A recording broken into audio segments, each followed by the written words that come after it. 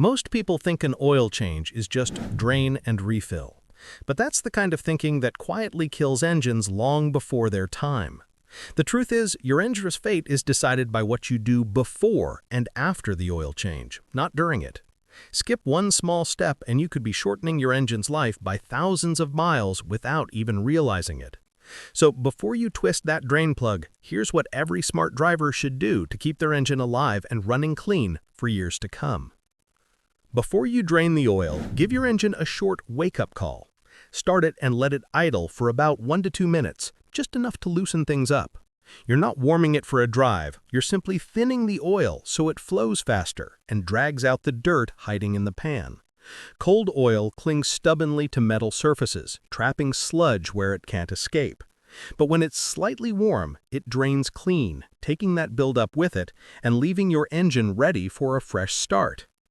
Now, once the engine's ready, park it on a perfectly level surface. This part might sound trivial, but it's the difference between getting every drop of dirty oil out and leaving half a cup trapped in the pan. Plus, when you check the dipstick later, a flat surface is the only way to get an accurate reading. Before you slide under the vehicle, set the parking brake firmly and don't trust your life to a hydraulic jack alone. Always use sturdy jack stands or drive-on ramps. After shutting off the engine, give it a minute or two. That pause lets the oil drain down from the cylinder head and turbo passages into the oil pan. Before getting your hands dirty, gather everything you need in arm's reach. You'll want the correct certified oil type and viscosity and certification. Always match the spec listed in your owner's manual, not just the viscosity.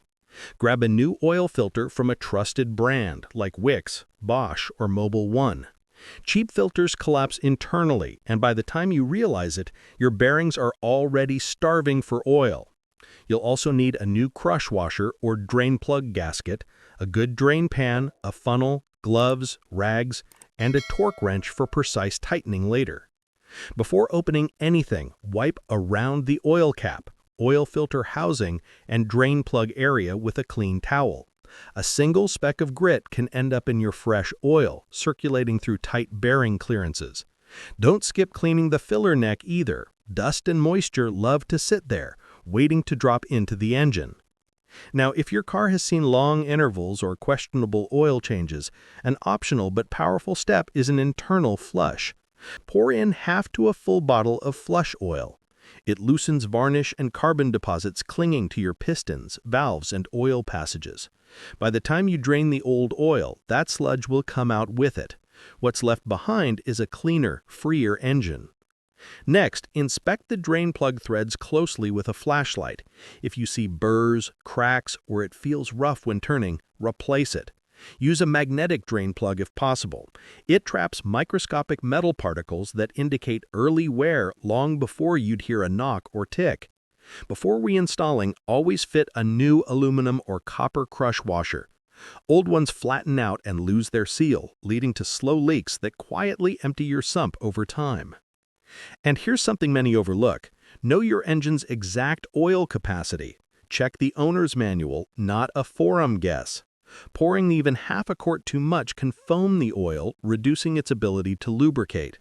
In hybrids and engines with complex crankcase ventilation systems, that excess oil can get sucked into the intake or EGR system, causing carbon buildup that leads to rough idle and poor fuel economy. Finally, take a moment to prepare your new oil filter properly. If it mounts vertically, fill it halfway with clean oil. This primes the filter so when you start the engine, oil pressure builds instantly instead of running dry for the first few seconds. Lightly coat the rubber gasket with a thin film of new oil. This helps it seat smoothly and prevents it from sticking during removal next time. If your filter mounts horizontally or upside down and can't be pre-filled, don't worry. There's a smarter way to prime the system. Pull the fuel pump fuse or relay and crank the engine until the oil light flickers or the gauge needle moves. Then reinstall the fuse. That brief crank builds oil pressure without firing the engine, ensuring every moving part is lubricated before combustion starts. Once your engine's prepped and the oil is warmed just right, pop the oil cap open. This lets air flow through the crankcase and helps the old oil drain out smoothly, instead of glugging like a clogged bottle. Now, position your drain pan under the plug and carefully remove it.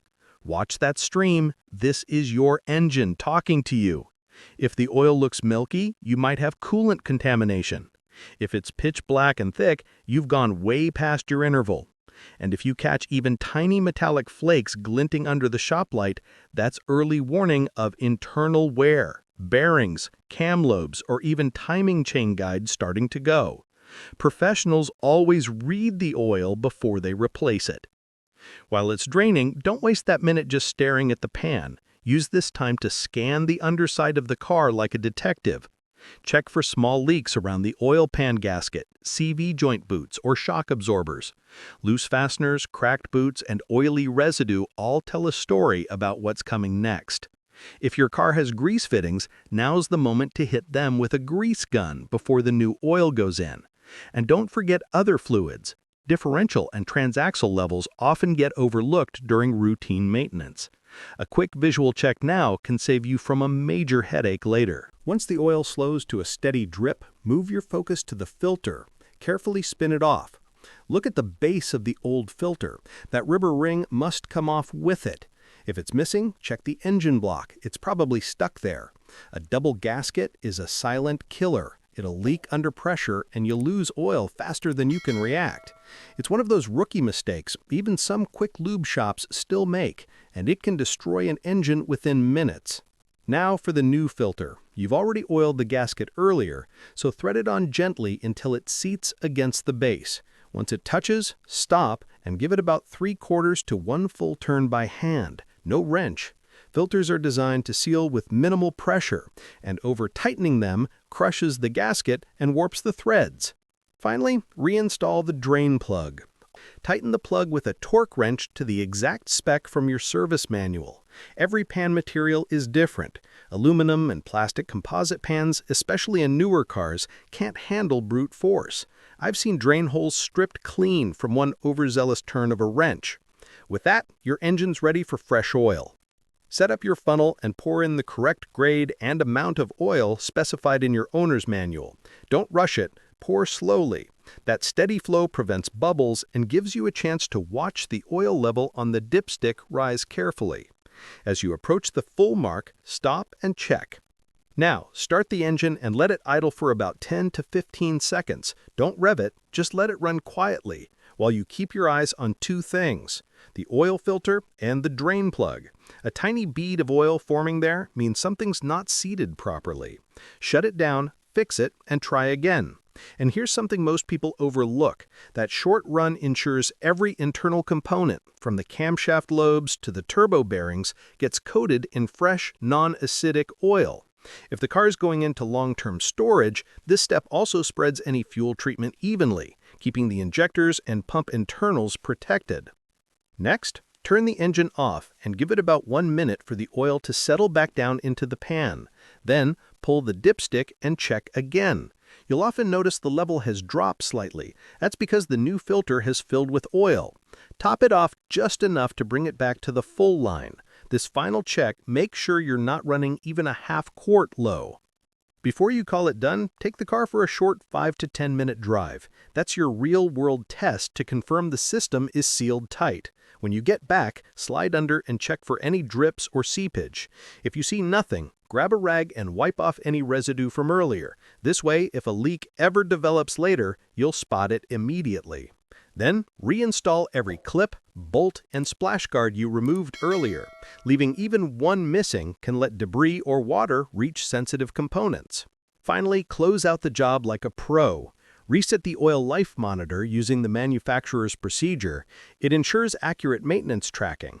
Then, log everything: date, mileage, oil brand, viscosity grade, and even the filter part number. That record becomes your engine's health diary. And don't forget the most important environmental step. Pour your used oil into a sealed jug and take it to a recycling station or an auto parts store. Never dump it.